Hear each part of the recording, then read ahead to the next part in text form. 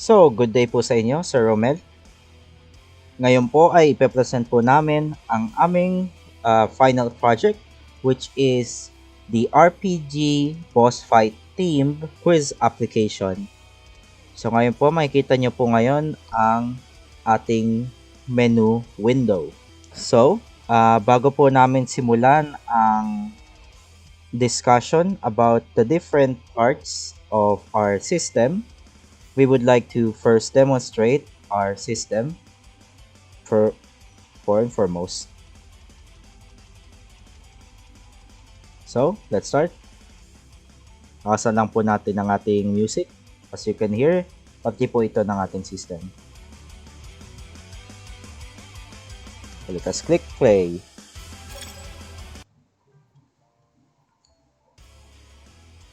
So, ito na po tayo. Medyo intense po ang ating music.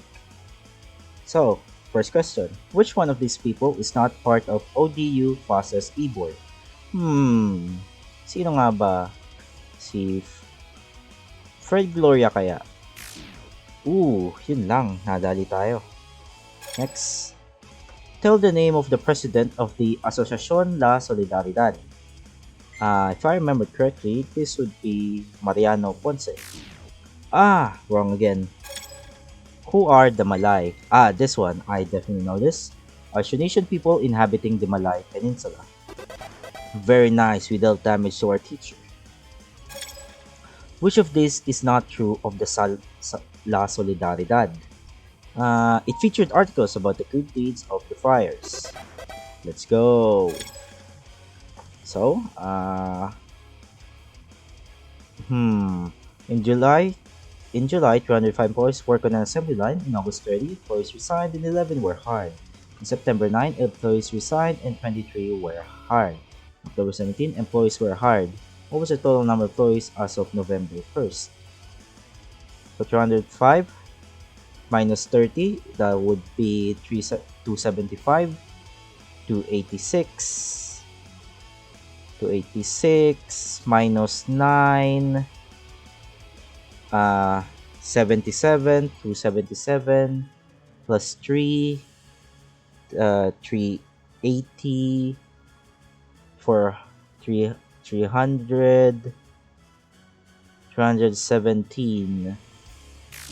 Whoop. Who are the Malays again? Australasian people. Okay, I think this one is Chloe got my ton. Let's go. We dealt 0 damage. Very unfortunate. 43 of 140 views of paper purchased by the department are used. What is the percentage that remains? Find your answer to the nearest whole percent. 71. Let's go. What are the established years of Spanish occupancy of the Philippines? 1565 to 1898. Very easy. Who found the Diaryong Tagalog? Marcel del Pilar. Let's go. Not dealing much damage here. So the president of the Asociación La Solidaridad. Mariano Ponce. Wrong again. First syllable of what between Philippines part is known as Montalban. What was the Tagalog established national ng Philippines? They're all the same date. That was a very easy question. How about I don't want to solve this. Let's just pick something other. Very unfortunate. Not sure what is La Solidaridad. 3 articles. Information Services Manager is purchasing a large number of word files in software cost 138 for basic for what card of keyboard. Oh my god, I do not know the answer. 138. Oh my god, we're dying. When is Cypher? Cypher is when this. Oh my god, that worked. Before 3 of the 140 reams of paper were just 71. We're winning! One more! Where did Miguel Lopez de Legazpi choose San Miguel? Madrid, nope. Norfolk, Cebu, Okinawa. Cebu is the only one place here in the Philippines. Let's go! We won! Woo! Alright, I can't go any further. You win. Let's go! So, since we're done, we don't want to try again, so let's just quit. Enter name. I see. I have passed the test. Let's go. So I'll save this as Jennifer Renton. I'll save that. Score save. Let's go back to the main menu screen. The Quizzer Tower. Let's go. So high scores. Let's check the high scores. Only 68 score. Man, how do I beat this guy? So we answered a total of 19 questions and all 13 of them are correct. Man, this guy must be a speedrunner. Holy moly, look at that. Well, that's it for the demonstration. And now we will formally begin the discussion about the different parts of the system. Next would be the database. We'll be starting with the database. And let's see how we were able to store the different questions and high scores.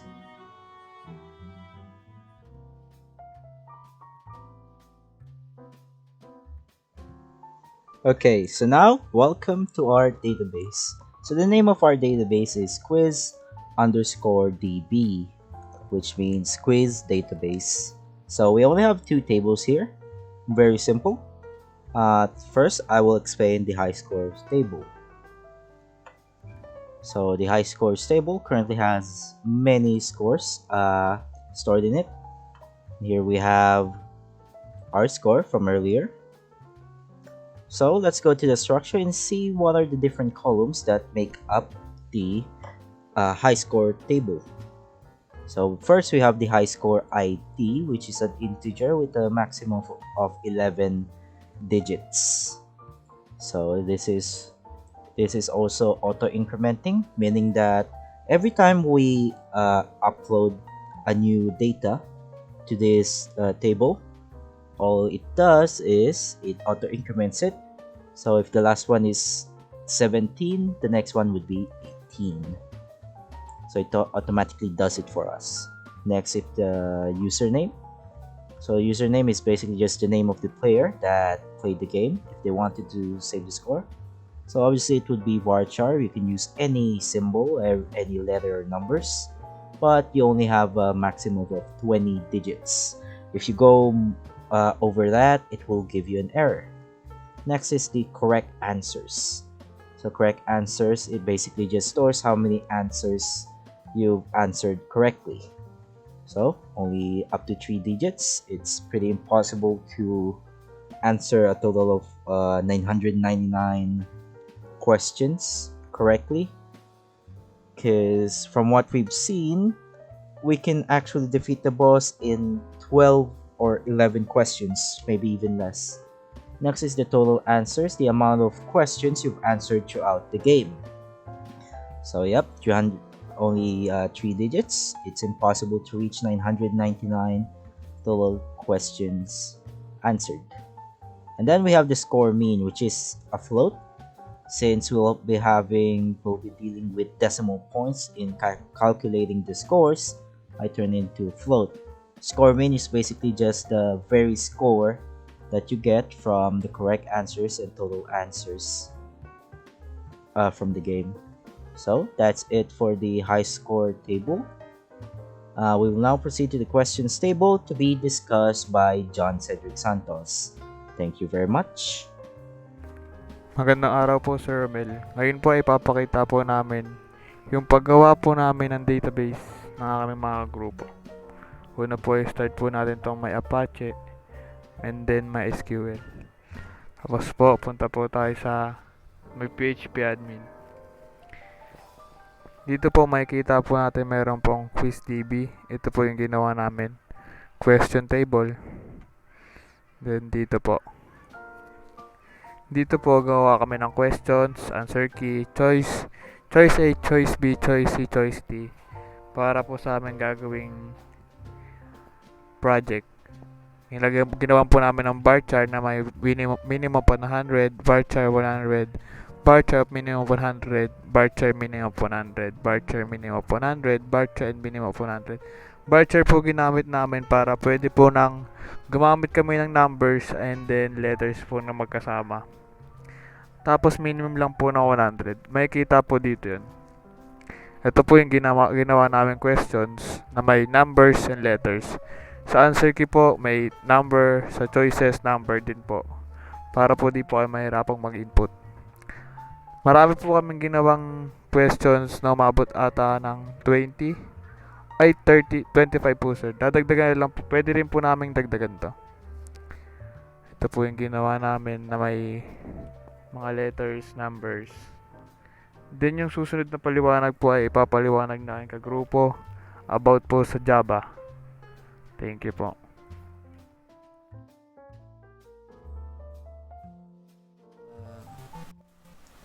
Magandang gabi po.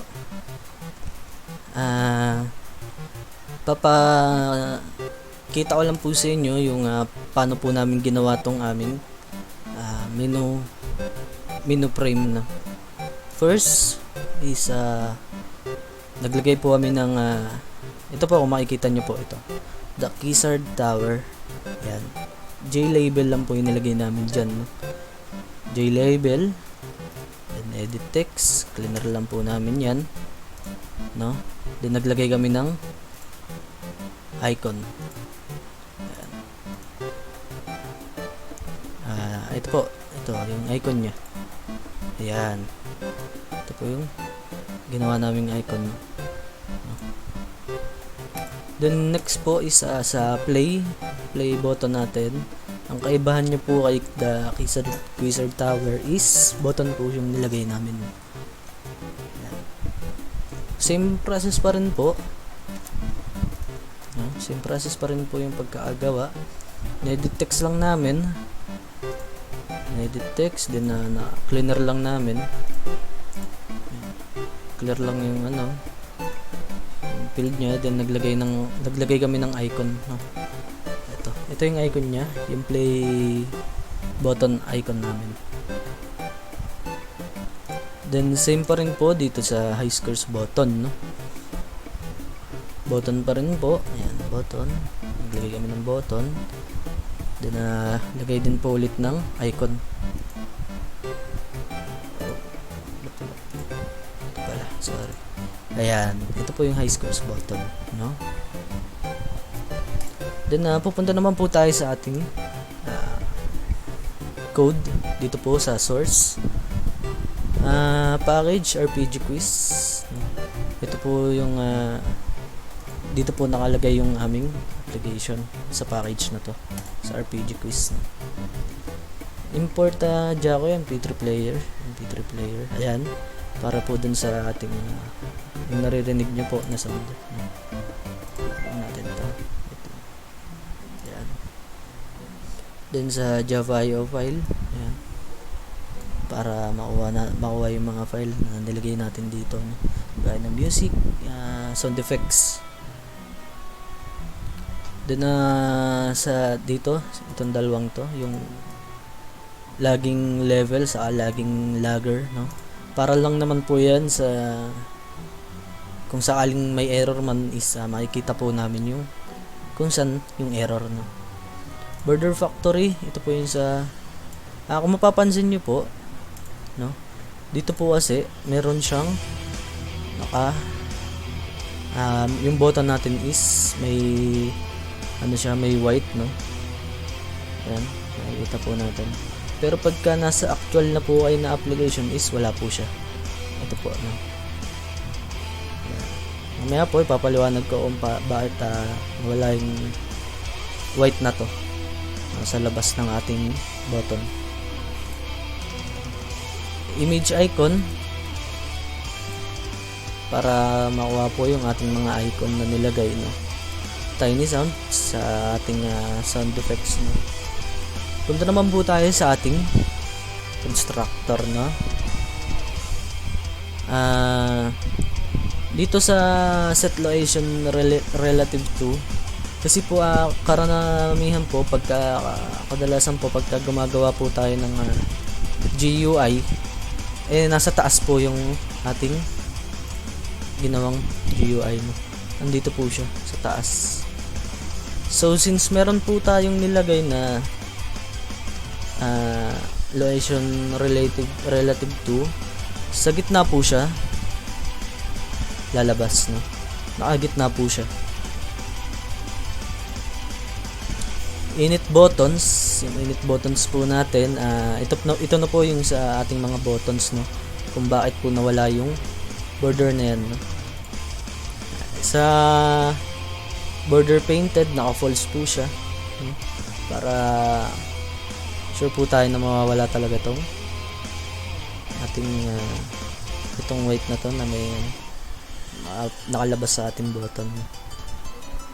Yung set border, ito po yung parang linya, no? Yung linya niya pagka naka ano lang po siya, naka empty border, no? Para po hindi talaga makikita yung kahit line po, no? Wala, hindi po makikita kasi po pagka wala po tayo na ito, kahit meron po tayo na ito is makikita pa rin po yung ating line dito, no? Set content area field, naka false din. Ito po yung ito yung loob yung white po mismo, no? False din po siya para hindi po lumabas yung itong puti na to, itong nasa labas ng ating play button, no? Same lang din po, kaya po dalawa po siya para sa ating high score button, no? Ito po sa ating high score button, pares pa rin po, pares ng code. Naka false, border painted, false, empty border para hindi makita yung linya, then yung content area field, no? Wala din po para mawala din yung puti sa labas ng ating button. Then pupunta naman po tayo sa ating play music, no? So yung play music po natin is ito po yun. Kung maririnig nyo po sa ating background na may tumutunog po, ayan po yung ating background music.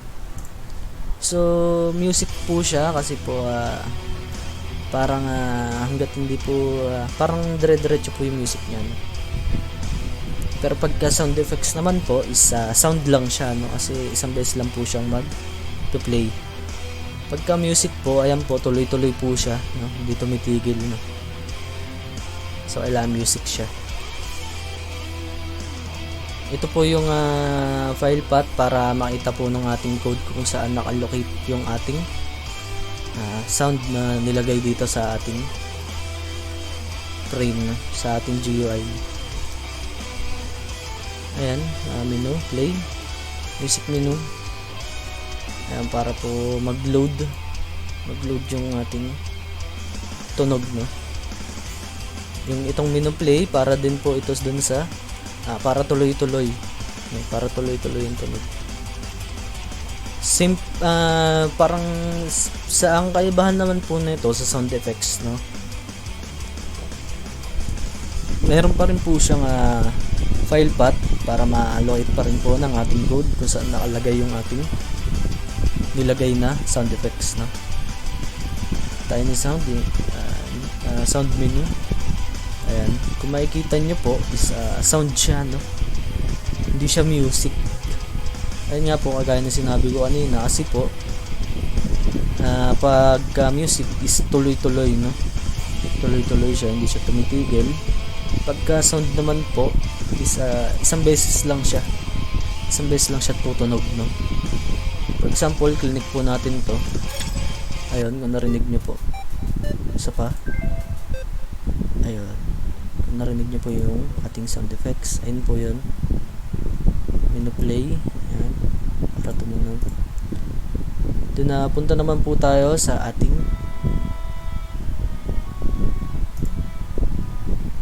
events, no?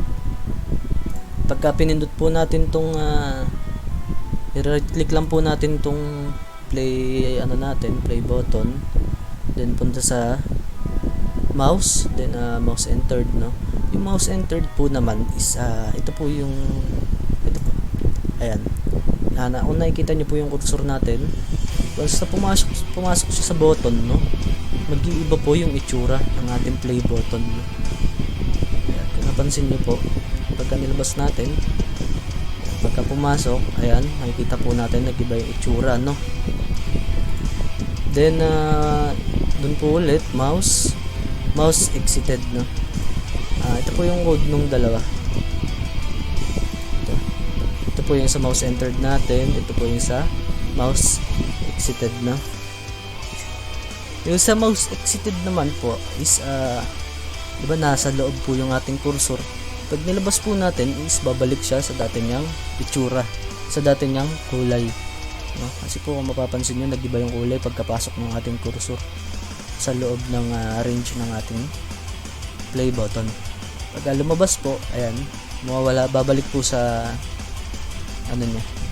Kung wala po tayong mouse exited, no, pagka pinasok po natin tong cursor na to dito sa range ng ating button, pagka nilabas po natin is ganun pa rin po yung itsura, no? Kulay pula pa rin po yung ating play na ano, pagka nilabas, kahit ilabas po natin, hindi na po babalik yan sa dati ng itsura, no? Kaya po importante is meron po tayo mouse exited, no? And may image icon, para mag-load, no? Para po mag-load yung image. Then ito po para lumabas, no? Para lumabas yung image nyo. Same po sa mouse exited, no? Then punta naman po tayo sa events. Then mouse click, no? Sa ating mouse click. Once na click po natin yan, ito po, once na click po natin, ito po ito po, yan. Pagka click po natin, no, lalabas yung icon, itong mag-iiba yung itsura, no? Yan, itong dalawa. Then mapupunta po kayo sa kabilang form, which is itong dito po sa ating isang form na ginawa. Yung mismong game na po siya, no? Mismong game na. Same din po sa action performed sa ating play, no? Play button. Pagka click po natin yung button na yon is magpi-play po, no? Yung sound effects niya, no? Then magde-delay po siya ng 1 segundo, no? Kasi po pagka ito po yung nagpapa-delay sa kanya, no? Kasi po once na hindi po natin dinelay is may possible po na hindi mag-play yung sound effects natin, no? Kaya kailangan po natin siyang i-delay para mag-play, para marinig, no? Same din po, mapupunta kayo sa kabilang frame, sa ating mismong game na frame, no? Dito. Ayan, then pupunta naman po tayo sa high score button, no? Ayan. Punta lang din po ulit sa event, sa action. Ayan, para lumabas po ito. Ayan. Same pa rin po sa ating play button, no? Mag-iiba yung itsura ng ating high score button. Ayan, mag-iiba siya, no? Then mapupunta po siya, no, dito sa ating high score na ginawang frame. Ayan, dito po siya mapupunta pagka click natin yung high score. Ang kaibahan lang po ng play sa high score button natin is pagka play po yung pinindot nyo is mapupunta po kayo sa actual na game, no? Sa actual menu ng game, no? Pagka high scores naman po, dito ay mapupunta. Same din po sa ating mouse entered, no? Yung sa high score, no? Pares lang din po pagka nag-enter po yung ating cursor sa high scores button is mag-iiba po yung itsura, no? Pagka lumabas dito sa ating high score mouse exited is Babalik po sa dating itsura niya. Kaya pagka nilabas po natin. Then, pagka pinindin po natin yung high score button, is maririnig po yung ating sound effects, no? Same pa rin po sa ating play button, naka-delay pa rin to make sure na maririnig, no? Maririnig natin yung ating sound effects. Ayan, pares lang din po, sa high score po siya. Pagka pinindot po natin, dun po siya mapupunta sa high scores na frame. Ayan. Ayun lamang po, maraming salamat.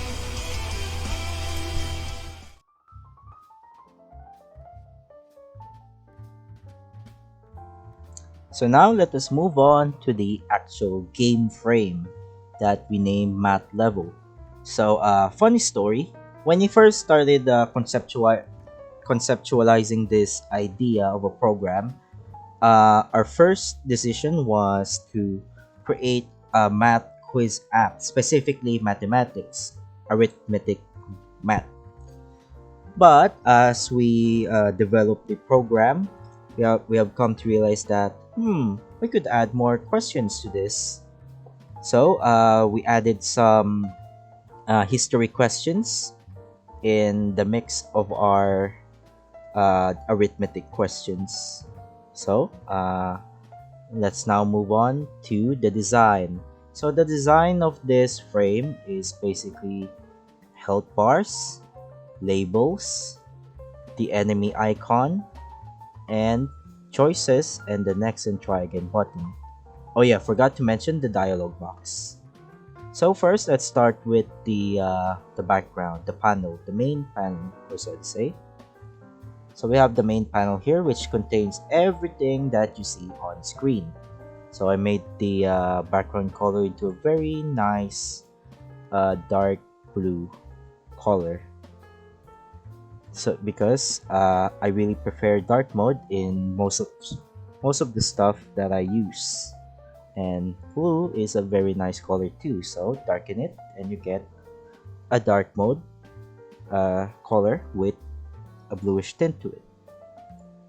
So let us now move on to the HP bars or progress bars. So here we use progress bars. Though they may have colors in them, they don't actually work.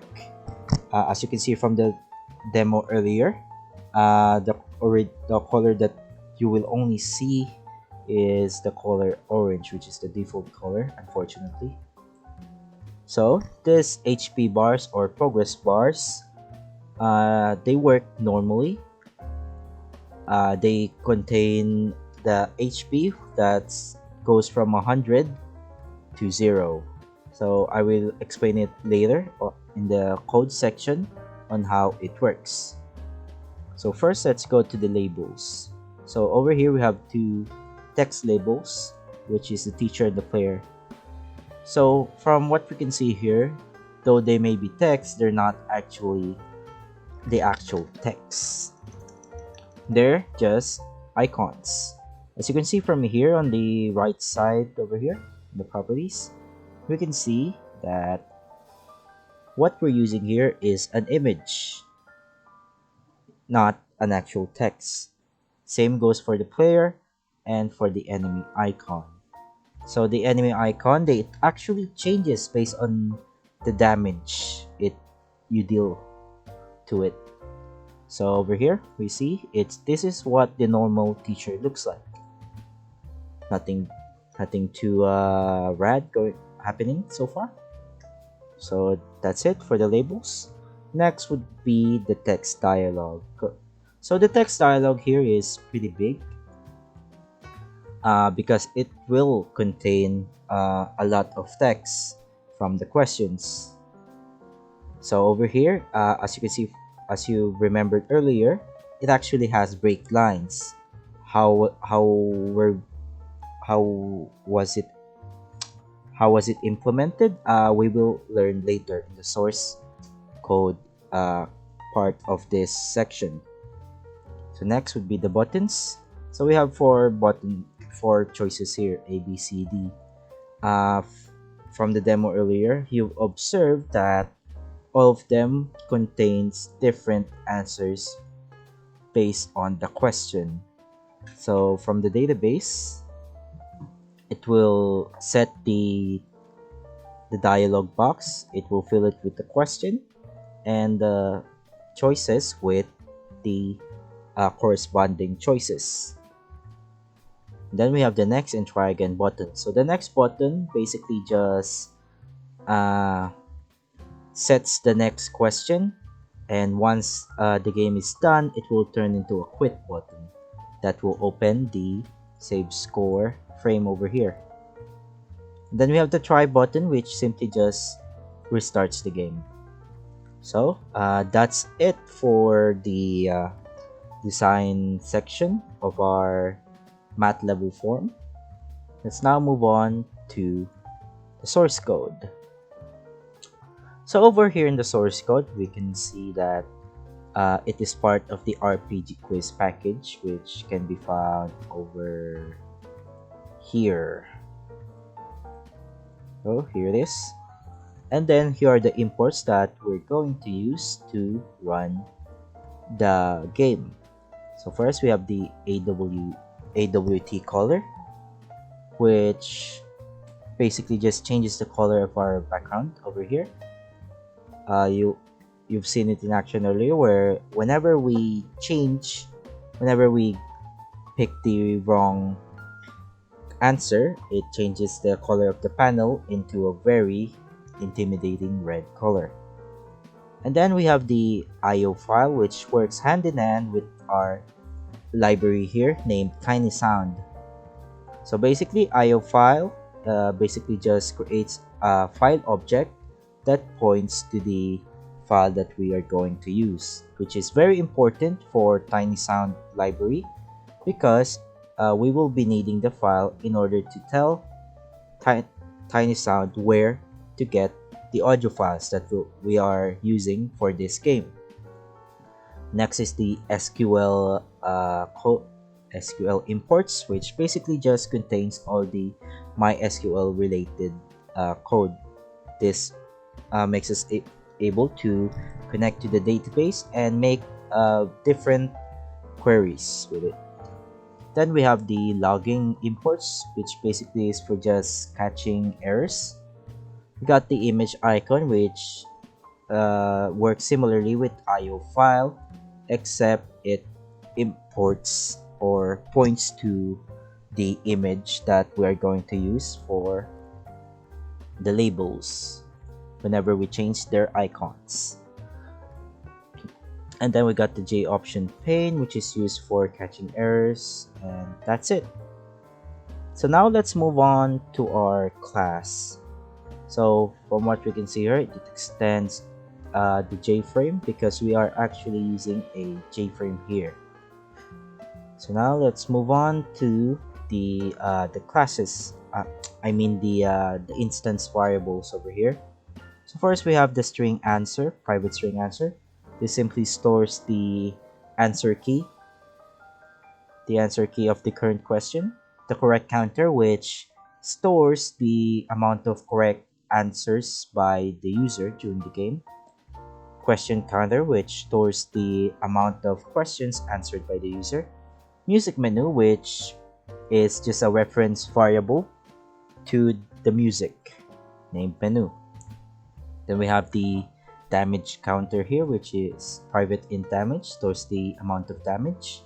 And then we have here a final string variable named HTML that we will use in order to create the break lines for the dialog box and the buttons, the choices.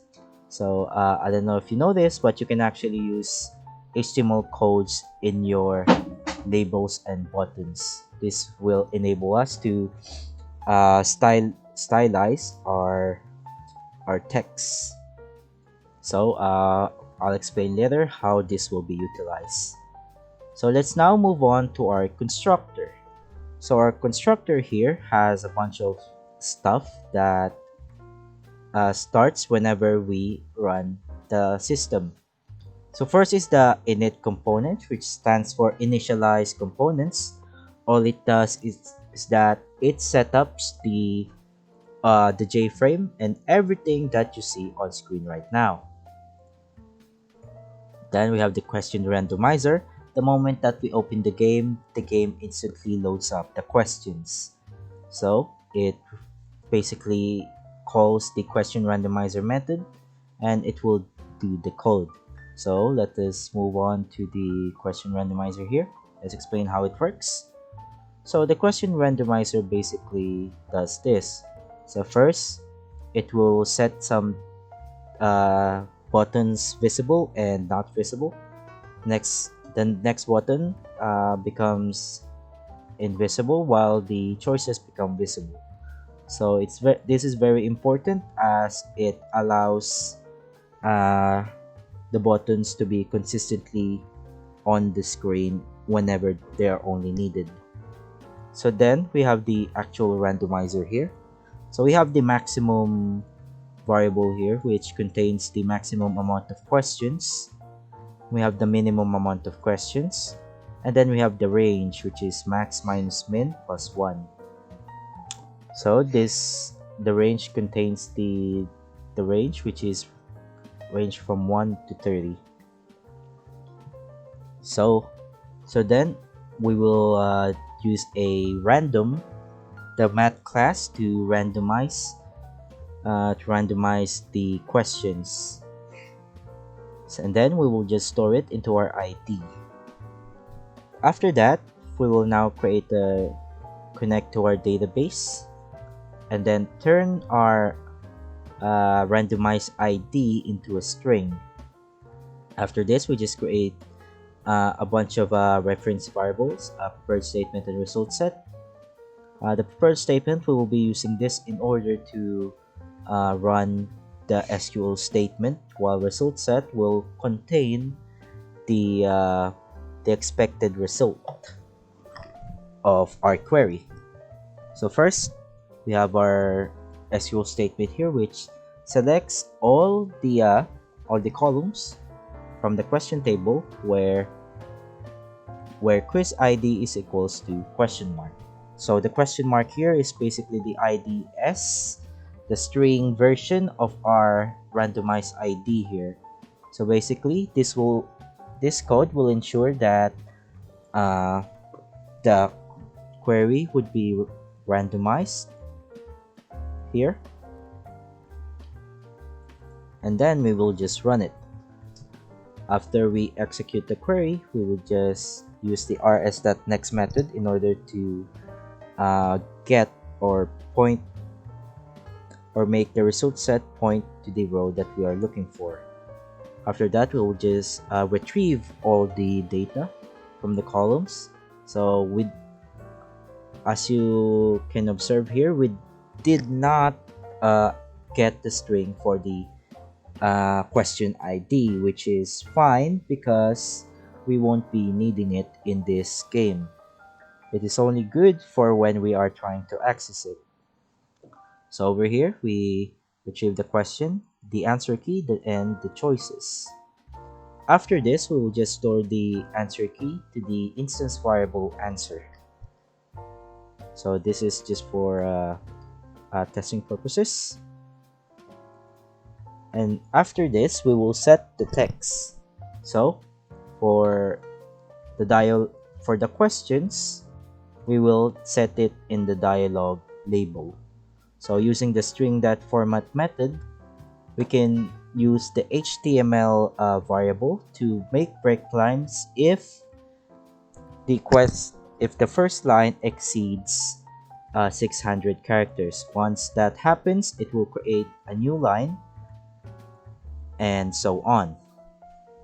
This applies to the choices too. So choice A is set on button A, B on button B, and so on. And if they go over 100 characters, it will break line because of our HTML variable here. HTML string variable, which is way up here, which does a very specific HTML code that breaks the line or sets the width and such. So after that, after setting the questions, let us go back to the constructor. It now sets visible the next and try button, which is this two. Sets the text of the next button as next. This is crucial as later the next button will turn into a quit button, and if it doesn't revert back, then it will forever be a quit button. So then we have these set location relative to null, which basically just opens the JFrame at the very center of our screen. After that, we now set the progress bar. So we set the value to 100, and then we make it so that the percentage is visible on screen. After that, it will now play the music using the play music method, which is over here, and here is what it does. So first, we create a new file object named path, where it points to the audio file that we want to play. After that, we will now start the Tiny Sound music player, and then we will now load the music from our file object path here to our music object called menu, and then we will just play through, and then set the volume to 0.60 as the music is quite loud. So after that, the game has been initialized. So now let's check what happens if we click a button. So first, let's go to button A. Let's say we click button A. What will happen? So first, we will store the text, the answer on button A, store it in a string called ans. Now if the button contains the answer, then it must be the correct answer. So if it's actually the correct answer, then we will randomize the damage to the enemy, which is over here. Okay, let's just go through a bunch of stuff, which is over here. So first things first, we get the current value of the enemy, and then we store it in a integer variable named current HP. Then we just declare a damage HP variable over here. Next up is we randomize the damage. So the maximum amount of damage the player can deal to the enemy is 20, while the minimum is 0 damage. So we just randomize it, and then we store it to our damage instance variable. Next, we have a bunch of if statement, wherein we have a range of damage. If our damage is less than or equals to 5 but greater than 0, then it will say that your attack was shallow and ineffective. You dealt the amount of damage. And then we just put the value of the damage instance variable to the damage HP, and then we will just minus the damage HP to the current HP, and then this is just for testing purposes. And then we will now set the value to what is now the next current HP. So this is the same case for all of the else if here. This is now less than 16 but greater than 5. Your attack did considerable damage. Less than 20 but greater than 15. Your attack was mighty and effective. Oops, forgot to put the dot here. And then we have the maximum damage, which is that if the damage is 20, then it will say your attack was critical. So else, which is 0, it will say you slipped and did nothing. You dealt 0 damage. Now, if the damage is greater than 0, then it will change the picture into enemy hurt. And then it will set the icon.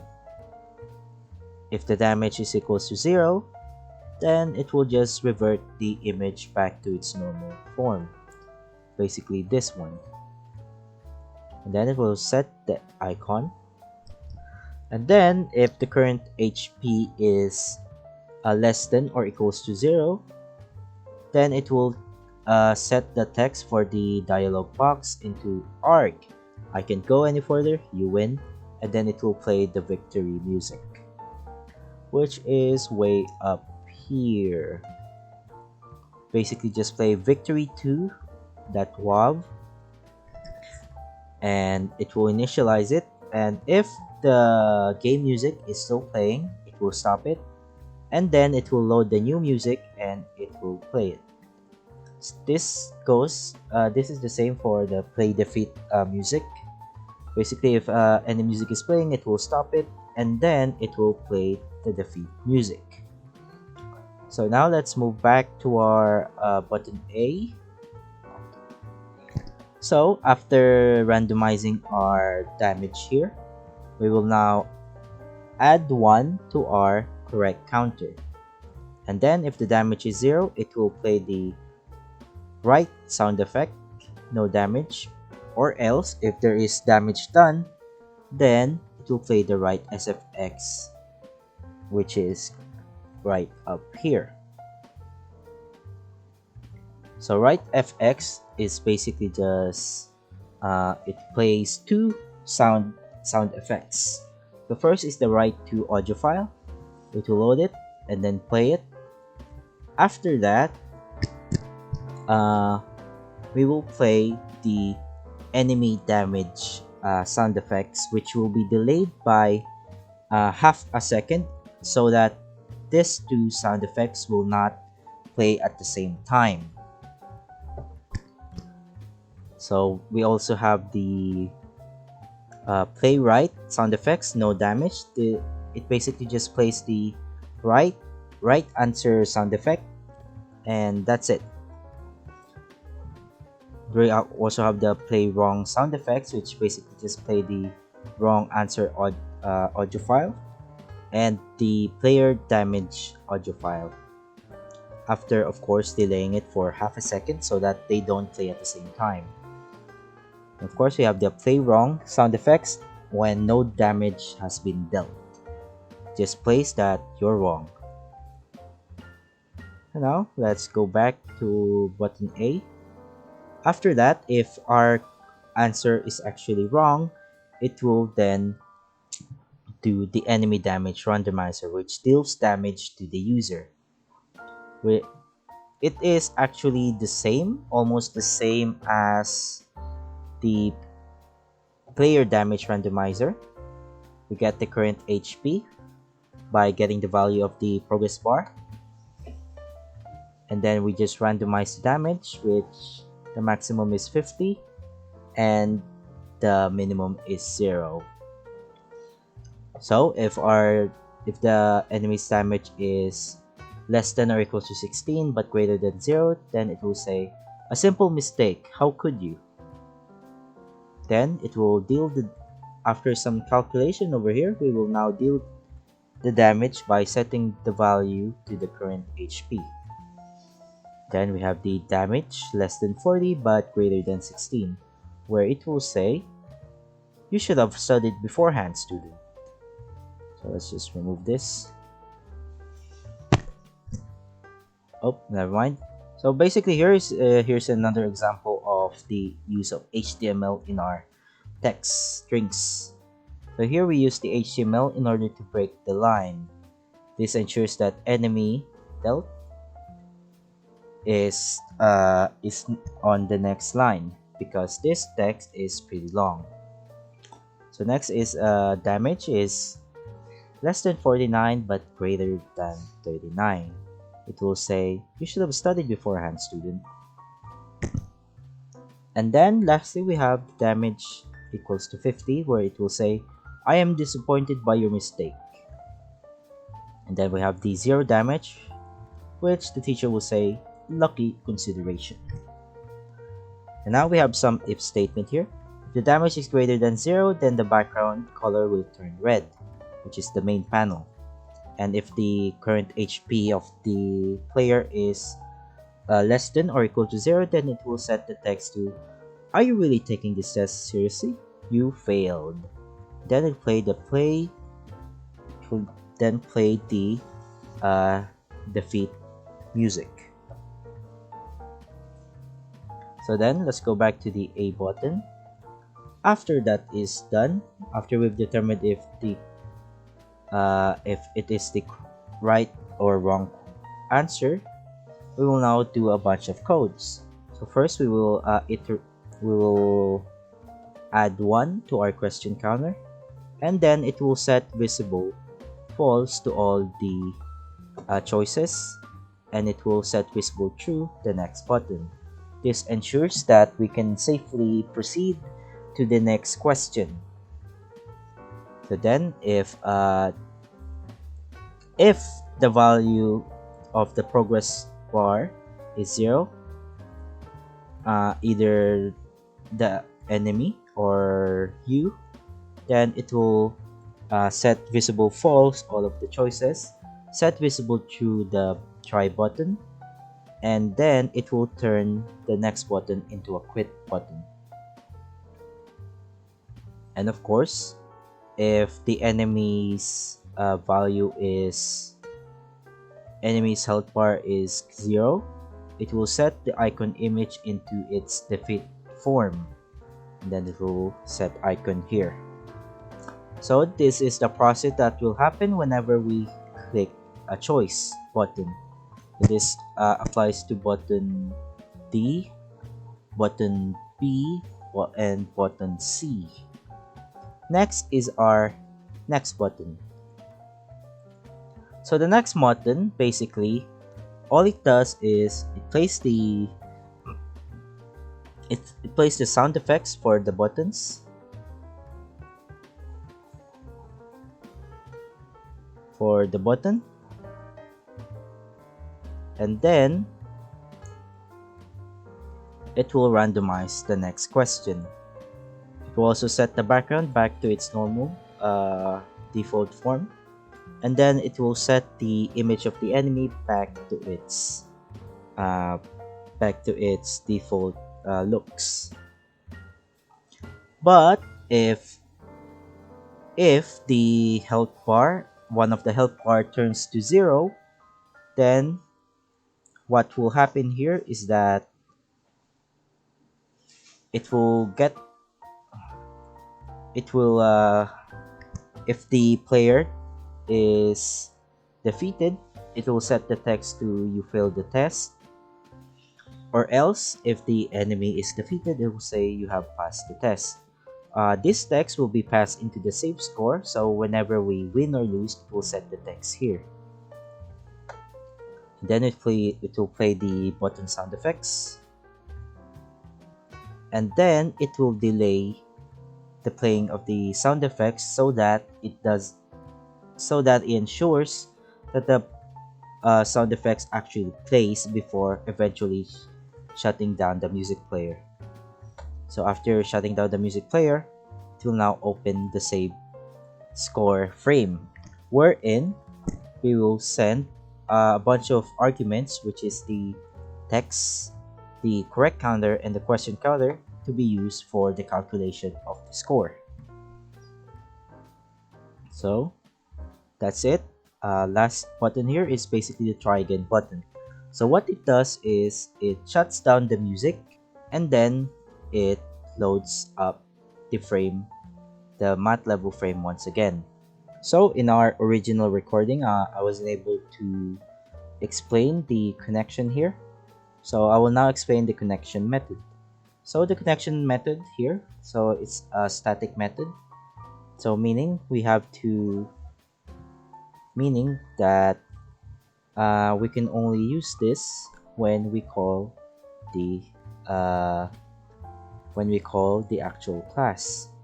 So it is a connection method since we are using the connection class from the SQL import. So we just name it connect, and then we create the connection variable using the reference from the connection class. First, we instantiate it with null. Then, in a try catch method, we will now create a bunch of strings that will contain the URL, the username, and the password of our database. After that, using the con variable, we will use the driver manager class and the get connection method in order to open a connection to our database using the following attributes, which is the URL, username, and password in the very exact order. If we ever encounter an error in connecting, for example, we forgot to turn on the database server, it will open a J option pane, a pop-up that says, "Hello there. It seems that there is no connection to the database." And then it will just simply return the connection. So whenever we use the connection method to connect, we simply just return the connection to the whatever method that is using it. So that's it for the connection method. So yes, that's it for the game frame. Though it was a pretty lengthy explanation, I hope it was very clear. So now we will proceed to the save score frame.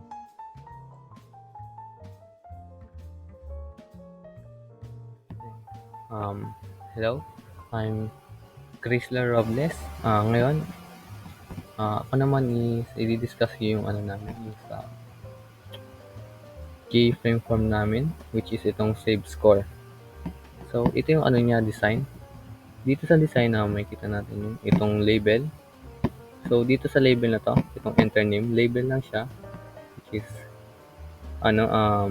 nilagyan lang namin, important lang namin ng icon. Yan, icon lang yan. Itong enter name yan. Hindi yan text, hindi icon lang siya. Ito, yan, icon. So, ito naman is yung JText field. Ito mag-insert ng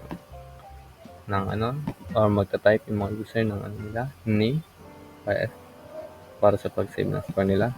Then, itong dalawang button. Itong button na to, yan, in-insertan lang din namin siya ng icon. Icon lang din siya, hindi siya text. Yan. Yan, icon. Yan, ito yung pinaka-design niya. Yan. So, tingnan natin yung source code niya. So, dito makikita natin yung mga in-import namin. Ito. Ano pa magamit? So, itong Java, import java.sql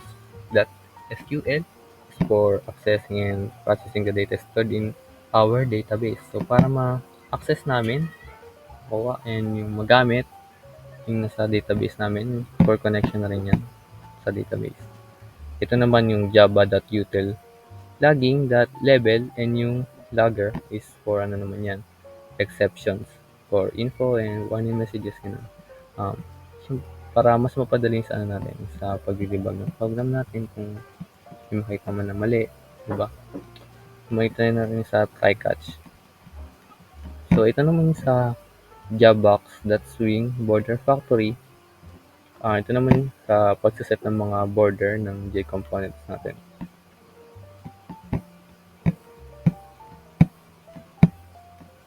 So, yun, itong jobbox swing, image icon. Ipag natin ng mga icon, pag-insert. Then, G-option pane, and itong kusita tiny sound, siya?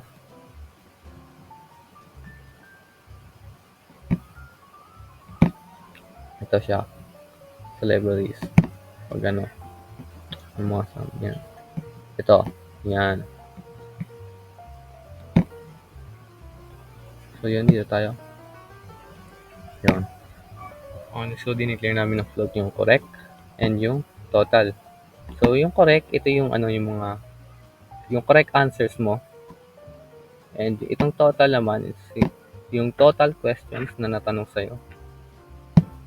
So, mamaya, pag-usapan natin yung sa baba, yung ano niya, computation. Yan, to public save scores thing. Dito tayo. Pag-overload ng constructor with arguments from math level. So, yun dito. Yung ito. Yan. So, itong this that set location relative to null, pagsiset naman to ng location ng ating form sa center ng ating screen. Kasi 'di ba kadalasan pagka-run natin ng file, pagka-open itong ng form natin, makikita natin siya dito sa upper left corner. Yan siya kadalasan di ba nag-open. So, pag ginamit natin itong code na to, itong code, lalabas mismo yung form natin dito mismo sa gitna ng screen. So, yung itong init buttons, yan, para hindi makita yung yung border ng mga buttons natin. So, for buttons naman siya, ito siya. Ito, yan. Yan. Ito yung code niya. Set that border factory, create empty border, para hindi siya makita. Yan. Dito, yung border niya mismo dito. Dito. So, para maayos, tingnan siya pagka open ng form natin. Diba?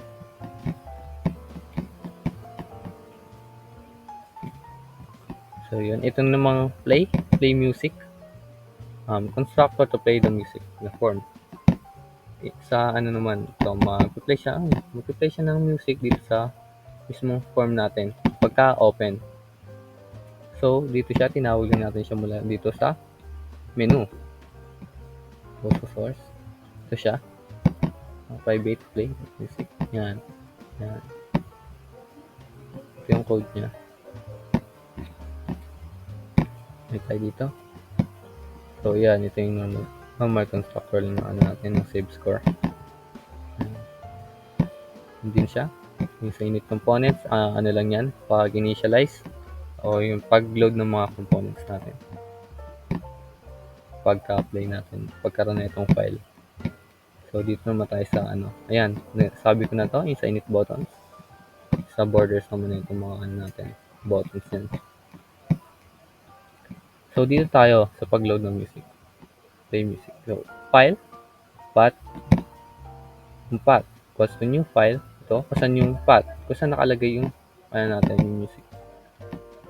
Para dun sa form natin dito. Pag-load naman yan. So, pag open nito, may music tayong maririnig. Pag ganun yun.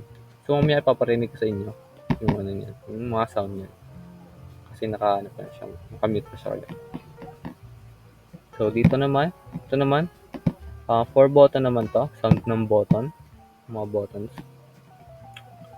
File, path, yan, sa anytime sound natin. Ito yung sound niya.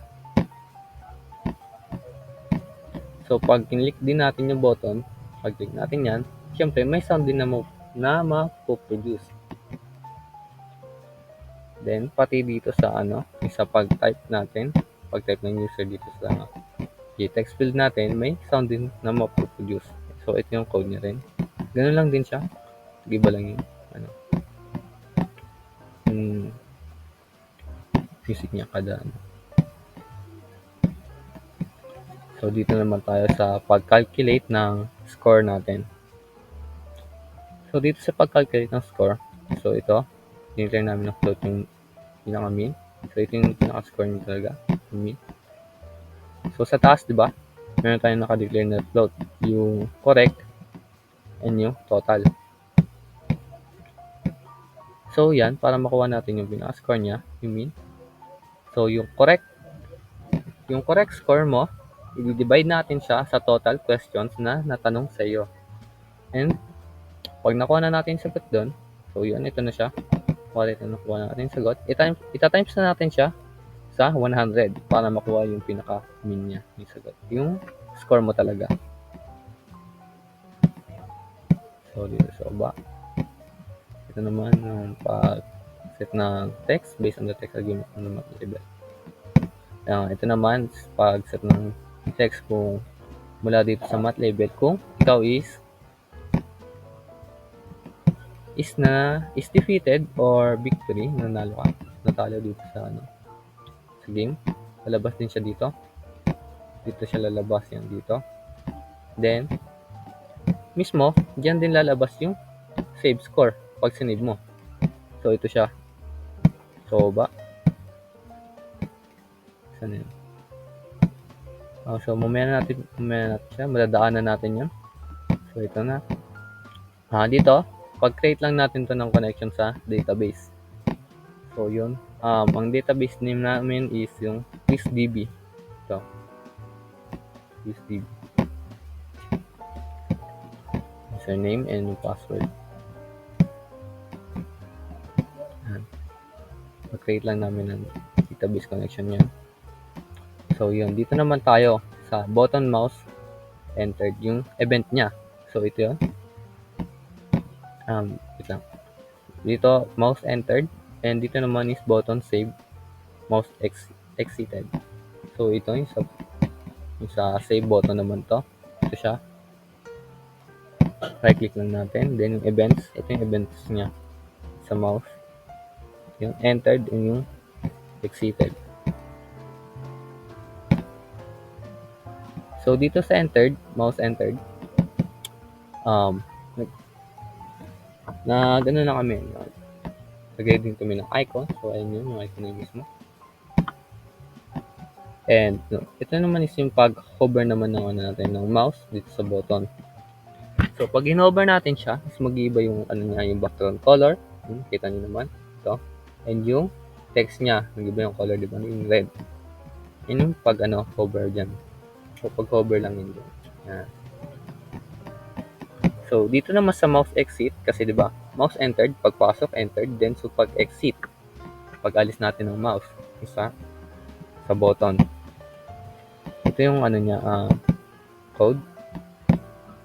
Ano naman yan, is para bumalik sa dati niyang kulay, or yung yun nga, dati niyang properties, yung button natin. Kasi kung wala itong code na to, is sa mouse exit, mag-i-stay lang siya sa ganyang kulay pagka-exit ng mouse natin. Hindi na siya babalik sa puti na background and yung blue na text color. Hindi siya babalik doon. So, kailangan natin ito para bumalik sa dating yung kulay ng button natin. So, ito naman sa pag pinindot na natin yung save button, pag-save na natin. So, syempre may music din na mag-play. Yan, ito siya. Nawag lang din natin. So, ito. Hingin lang natin yung connection sa database. Itong system.out.println, i-print lang niya dito mismo sa database natin yung score niya, yung correct score, and yung total questions, kung ilan yan. Yung mga questions sa kanya, and yung username niya, and yung pinaka-score niya. So, dito naman, itong code na to is for pag-save na dun sa database natin. So, insert into database, table name natin sa database is itong HS table, which is yung high score table niya. So, username, yung correct answers, and yung total questions, and yung score niya. So, ito, ps.setString1. Itong text user.getText, ito yung i-get niya lang yung in-input ng user dito, yung name niya. And ito naman yung string value of correct and yung total. So, kukunin niya yan dito sa math level, kung ilan yung correct answers mo and yung total questions na natanong sa'yo. So, ito namang sa set score, yan, kakompute niya na dyan yung pinaka-score mo talaga, yung sa taas. Yung pinakita ko sa inyo. Yung ito, which is yung pag-divide ng correct scores to total questions and times natin sa 100. So, Yun, ito. So, yun, itong code naman ito, for ano naman. So, yun nga. Pag kinlik na natin yan, makapag-type na siya, and then click. Lalabas naman dyan is yung save. Yan. Says ko, save. Yung lalabas yan dito sa text na to. Dito.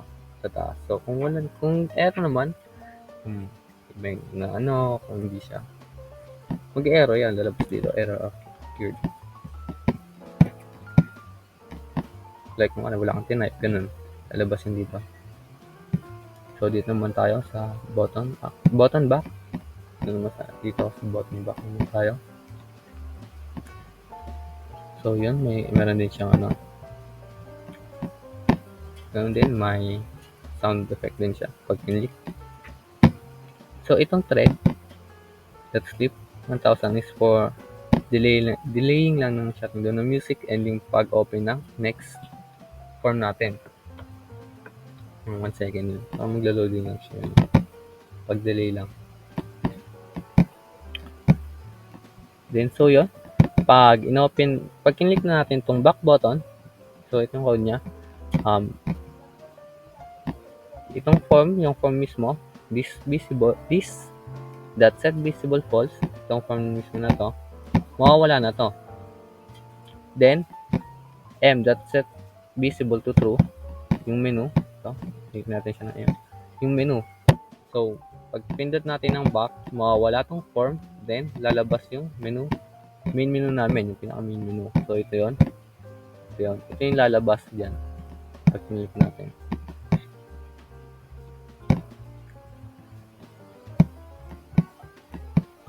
So, yun ito. Sa button back, mouse exited, and sa entered. Ganun din yung kaganina, katulad sa save button. Sa pag-hover lang din, and sa pag-alis ng mouse. Yung sa button natin. Ayun, ganun din siya. Makikita mo. Pag hinover natin, nag-iiba yung kulay niya. And pag inalis, babalik siya sa dati.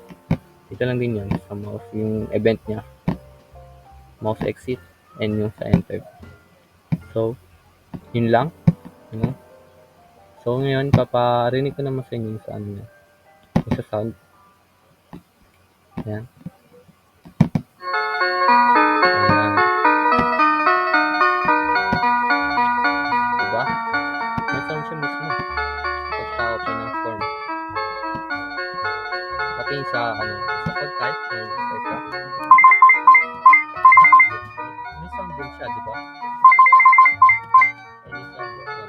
Meron din. So, pag pinindot natin yung back, so, lalabas yung pinaka-menu na. Yun, diba? May so, yun pinaka-main menu. So, yun lang. And thank you.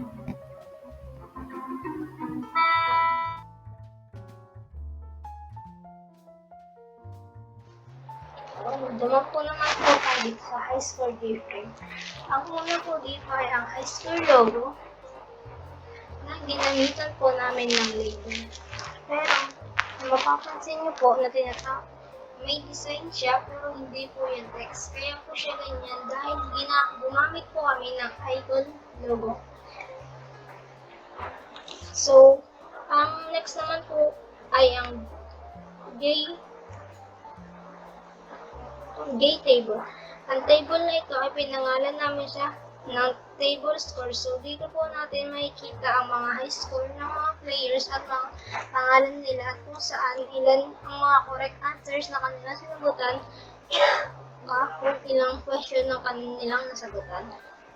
So, try po natin i-run para po makita po natin.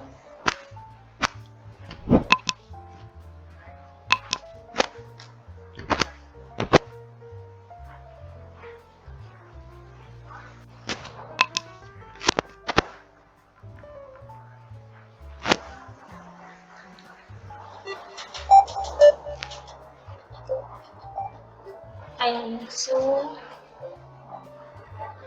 makikita po natin ang mabasang high score at naka-short siya by score. Descending order siya. Ito lamang po ang ito po ang naka-display sa kanya. So, balik po tayo sa Jailfree. Ayan, ito po. So, ang sunod naman po natin ay ang back.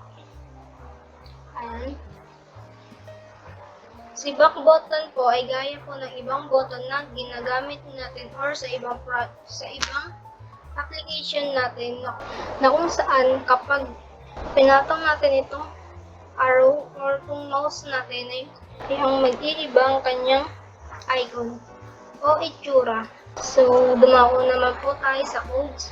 Ayan, kung makikita nyo po ay may SQL po tayo na kung saan import java.sql na ginagamit to kung saan makakonect tayo sa database.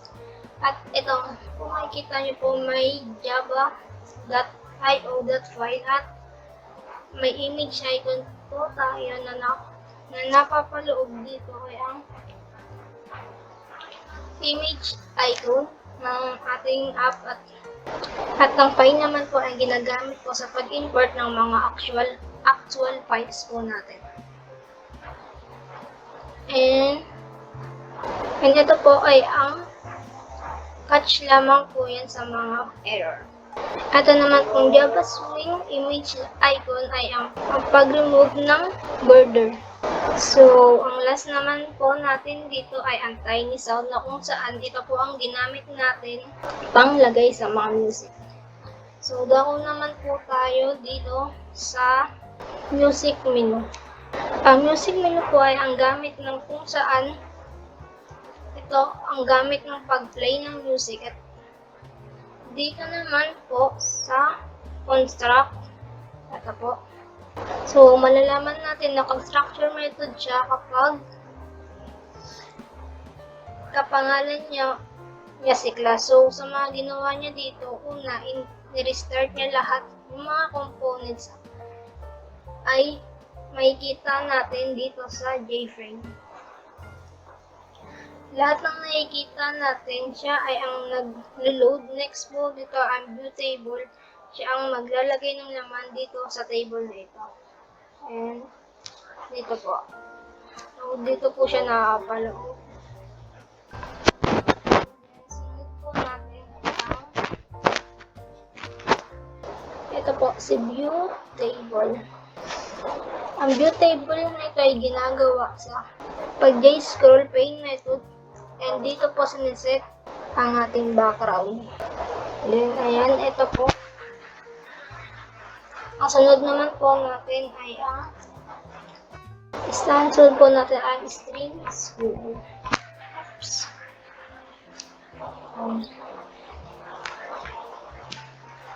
After po nun ay ginawa niya na po mismo ang unang paglagay sa table ng data at sumunod naman po ay ang ating string SQL na naglalaman ng SQL code.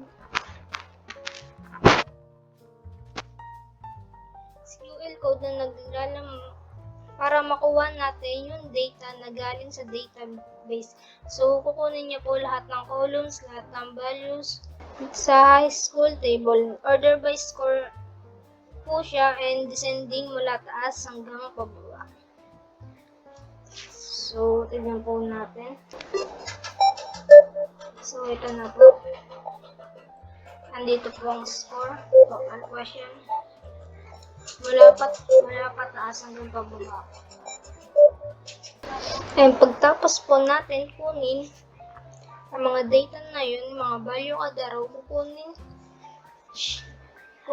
niya ang correct answers, total question. After po nun, makuha ang mga data sa isang row. Sunod naman po ay ilalagay niya sa isang array. Pagtapos po mailagay sa isang array, isiset lang po natin yung table para makapaglagay tayo din, mag-add row lang po tayo. So, kumbaga po, nag-add po tayo ng high score din, ma-add row lang din. Ito po. Ito po. Kung mag-add po daw, sabi ko ay mag-add po daw tayo ng high score, ay kusang mag-add din po siya ng row. Madudugtong po dito.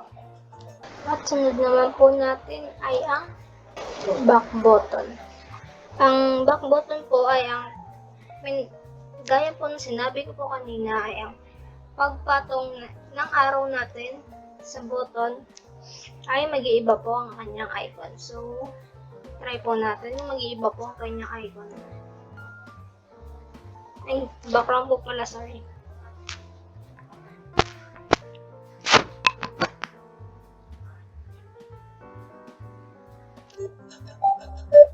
Ayan, nakikita po natin na nag-iiba po ang kanyang background. And, ganun lamang din po sa ating mouse exceeded na kapag nilabas po natin ang araw sa ating button, ay bumabalik po siya sa dati. Ayan, eto po, bumabalik po sa dati. So, syempre, ang next naman po natin ay ang sound. So, kapag pinindot naman po natin ang button, ay ipi-play niya ang sound effect and then i-delay niya po ng 1 second. Kaya po natin siya i-delay ng 1 second para hindi po magkapatong-patong ang music ng high score sa menu kasi kapag binalik po natin siya sa menu. So, ito po. Tapos po i-play at madidelay po na 1 second. And pagtapos po nun ay ang shutdown. So, eto po. Shutdown the music. So, tapos po na ay shutdown po natin ang sound. Ayan. So, ito po example. Sino lang po natin kung maririnig po natin siya. Back lang po natin. And ito po. Kung napapansin niyo po ay nag-delay po siya ng 1 second para po i-shutdown at tunog sa high score din. Ito, bumalik po ito sa menu. And then, panibagong music po ang kanyang play. Yun lamang po at maraming salamat.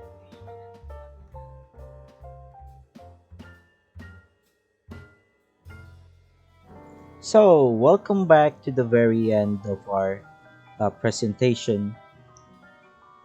So, I hope that our presentation was very clear, easy to understand, and insightful to those who have watched it.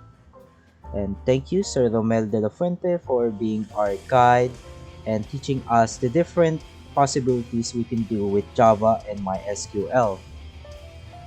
And thank you to my group mates, Salarzon, Robles, Ramos, and Samillano for being part of this group. So now I will do a very last demonstration of our program before ending the presentation. So let's get on to it.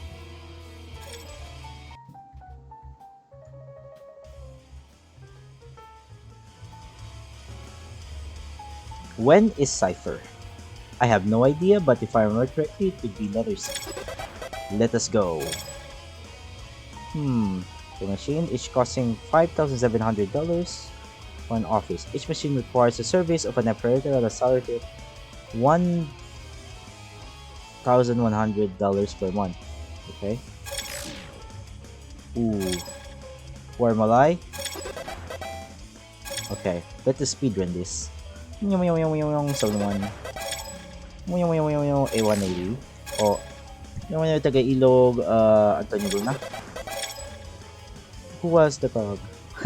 It's a bit of a cheating here, but as you can see, the answer is being shown as for testing purposes. So let's just do this.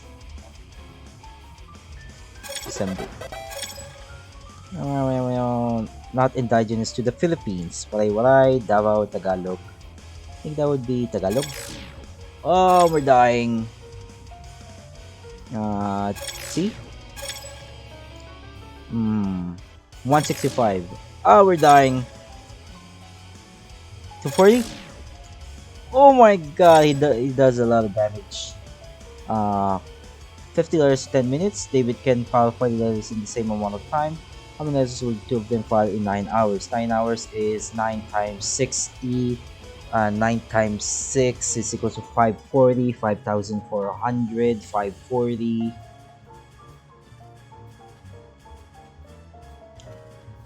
540 plus 4,400 plus, oh my god, 460. Okay, when was college established national language Philippines? This one. What was the rightest wing of the Liga for? Cuerpos de Propagandistas. Oh, we're dying. For 950. Oh, we lost. So as you can see, that is the defeat music. Most of the music here. So most of the music we use for the game is actually from Loki, which is the menu form and the game. The music in the menu form and in the game form. For all the other music, we use sound effects from royalty-free music and from Undertale, like the one we're hearing right now. Demo 101. Let's just save it. Menu form, high scores. Let's see. Demo 101. 46, pretty good, which is 1, 2, 3, 4, 5, 6, part of the top 10. Very nice, very nice. Now let's just go back. So yes, that's it. Thank you for watching, and I hope it has been a very enjoyable time for you. See you later.